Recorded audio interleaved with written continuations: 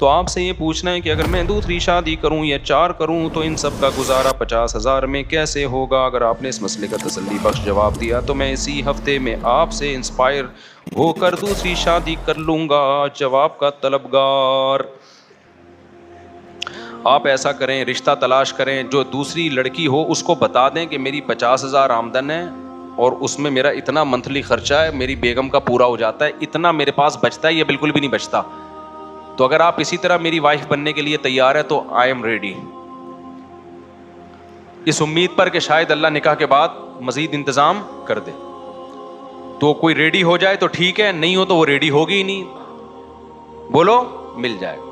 ہمارے نبی صلی اللہ علیہ وسلم کی خدمت میں ایک صحابی، یعنی آپ کوشش تو کریں نا، لیکن پوری بات بتا کے کریں کہ میں پہلی والی کا نقصان نہیں پہنچاؤں گا، اس کو پہلی والی کو نقصان نہیں پہنچاؤں گا میں آپ کی وجہ سے۔ تو آپ نے اگر کم میں گزارا کرنا ہے تو آ جاؤ۔ تو بعض ہوتی ہیں مجبور ہوتی ہیں، بہت غریب ہوتی ہیں، ان کے باپ کے پاس پاپوں کے پیسے نہیں ہوتے، سوکھی روٹی کے پیسے نہیں ہوتے، تو ایسی غریب لڑکیاں مل جاتی ہیں وہ اچھا پھر جب ہو جائے گی تو اللہ کا وعدہ ہے کہ اللہ برکت دیتے ہیں۔ میں 6,000 میں نے دوسری شادی کی تھی یار، تو یہ سارے اشکالات مجھے بھی تھے کہ ہم نے کر لی۔ لوگوں نے مجھے کہا کیسے گزارا ہوگا، جیسی کی ہے تو مال میں اللہ نے برکت دے دی۔ پھر مجھے یاد ہے جب میرے تیسرے بچے کی ولادت ہونے والی تھی نا، تیسرے بچے کی، تو میرے پاس ڈیلیوری کے پیسے بھی نہیں تھے، ہاسپٹل کے پیسے بھی نہیں تھے۔ مجھے وہ دن یاد ہے اچھی طرح۔ اب چونکہ انہوں نے سوال پوچھ رہے ہیں تو اس لیے بتا رہا ہوں میں۔ تو مجھے میرے ایک دوست نے کہا کہ اچھا، انہوں نے کہا کہ مفتی صاحب آپ کے یہاں بچے کی ولادت ہو رہی ہے، گھر والے ہسپتال میں ہیں، تو آپ کی غربت دیکھو یار، اپنی حیثیت دیکھو، اور بچے دبا کے پیدا ہوئے جا رہے ہیں۔ تو میں نے اس سے کہا یار رزق دینے والا کون ہے؟ مجھے وہ اسی مسجد کی بات ہے، یہی بیٹھا ہوا تھا۔ میں نے کہا یار یہ تو اللہ نے وعدہ کیا ہے، انتظام کرے گا اللہ تعالیٰ۔ تو اب یہ تو نہیں کہ ہم پیسہ دیکھ کے اگر بچے شروع کر دو گے نا، پھر تو کروڑوں کروڑوں روپے والے بھی 2 بچوں سے زیادہ نہیں ہوتے ان کے، وہ 2 بھی بڑی ویسے ہی ہو گئے ہوتے ہیں ان کے۔ تو اس میں تو خالصتاً اللہ پہ توکل کرنا ہے۔ اب میں ویسے آپ کو ایک بات بتا رہا ہوں، ہوا یہ کہ ان دنوں میں نا میرے کزن نے رمضان میں مجھ سے عربی گرامر پڑھنا شروع کی۔ میرے کزن ہیں، بڑے ہیں، بھائیوں کی طرح ہیں، امریکہ میں ہوتے ہیں۔ میں نے ان کو عربی گرامر پڑھانا شروع کر دی۔ 1 مہینہ گزرا ہوگا، انہوں نے مجھے کہا کہ یار میں اس کی فیس دوں گا آپ کو۔ میں نے کہا بھائی میں فیس نہیں، آپ تو بھائیوں کی طرح ہو، میں کیوں آپ سے فیس لوں، میں فری میں ہی پڑھا رہا تھا۔ انہوں نے کہا نہیں، 1 مہینہ میں نے آپ کا اتنا ٹائم لیا تو میں فیس لازمی بھیجوں گا، یا ہدیہ بھیج دوں گا، گفٹ بھیج دوں گا، آپ فیس نہ بولو اس کو۔ جو خاندانی آدمی ہوتا ہے نا وہ پوچھ کے نہیں کہتا کہ میں بھیجوں کہ نہیں بھیجوں۔ تو وہ چونکہ خاندانی ہے تو انہوں نے کیا کیا، اکاؤنٹ میں ٹرانسفر۔ اچھا اس وقت میرا بینک اکاؤنٹ بھی نہیں تھا، تو وہ اپنی والدہ کے ہاں ادھر کراچی میں ہی اکاؤنٹ میں پیسے ٹرانسفر کر دیے کہ میں نے ٹرانسفر کر دیے، آپ جا کے لے لینا وہاں سے۔ تو اب میں نے کہا کر ہی دیے تو پھر لے لیتا ہوں میں جا کے۔ اللہ کی قدرت کے جب ہاسپٹل میں نے جانا تھا بل پے کرنے کے لیے، گھر والے تو گھر آ گئے تھے، بل جمع ہو گیا تھا، میں نے کہا تھا میں دے دوں گا۔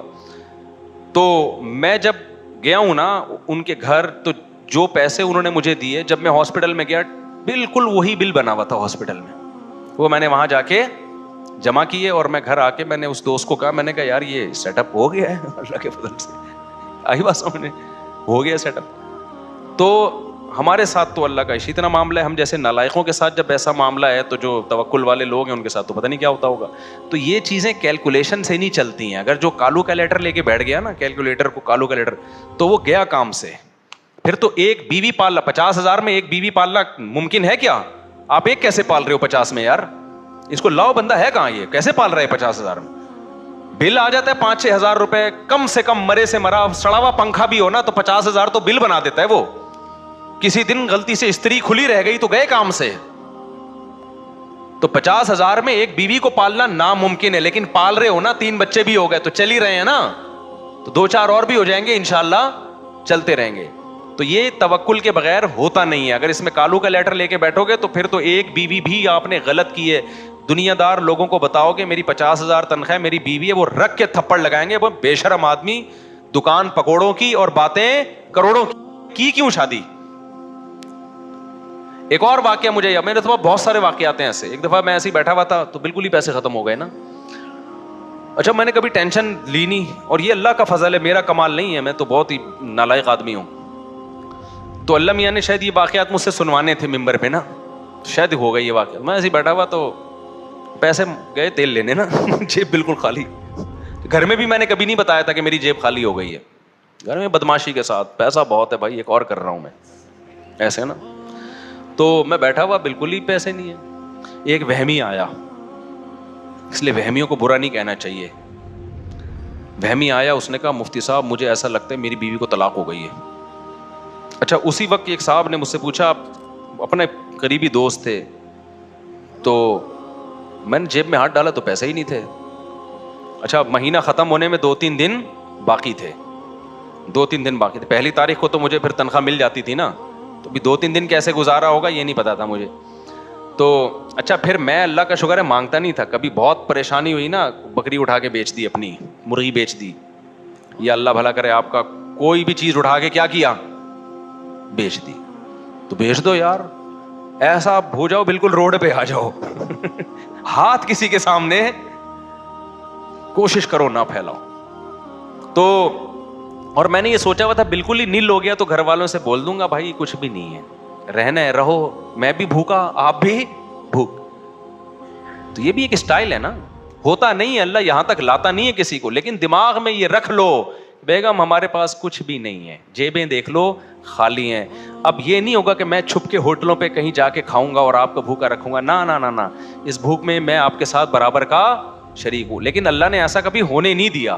لیکن ذہن یہ بنا کے رکھو ہوتا نہیں ہے. الحمدللہ ہمیں تو اللہ نے اتنا کھلایا کہ پرہیز کرنا پڑ رہا ہے. جو اضافی جو چربی جمع ہو گئی ہے نا، اس کو آپ کہو گے نظر تو آ نہیں رہی ہے، لیکن بہرحال ہو گئی تھی 2013 میں. تو پھوڑ پھاڑ ابھی بھی رہے طبیعت سے الحمدللہ. تو پھر میں نے کیا کیا، میں نے کہا وہ بالکل مارکیٹ سے پیسے ویسے شارٹ ہو گئے تھے. تو مجھے یاد ہے وہ ایک بندہ آیا وہمی، وہ کہہ رہا ہے یار مفتی صاحب میں نے ایک جملہ بولا ہے، اس سے کہیں طلاق تو نہیں ہو گئی؟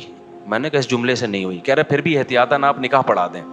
میں نے کہا کیوں پڑھا دوں، جب تیری طلاق ہی نہیں ہوئی ہے تو میں کیوں پڑھا دوں؟ کہہ رہے نہیں، اس بیگم سے بات کرائی، اس نے کہا پڑھا دیں آپ، کائنڈلی پلیز پڑھا دیں، تسلی ہو جائے گی. میں نے 2-4 گواہ بلائے، میں نے نکاح پڑھا دیا. اس نے فیس نکال کے دے دی مجھے. یہ بھائی میں نے کہا میں نے کیا کیا، میں نے تو ایجاب و قبول کیا. کہہ رہے نہیں بہت پیچھے پڑا، دے دی.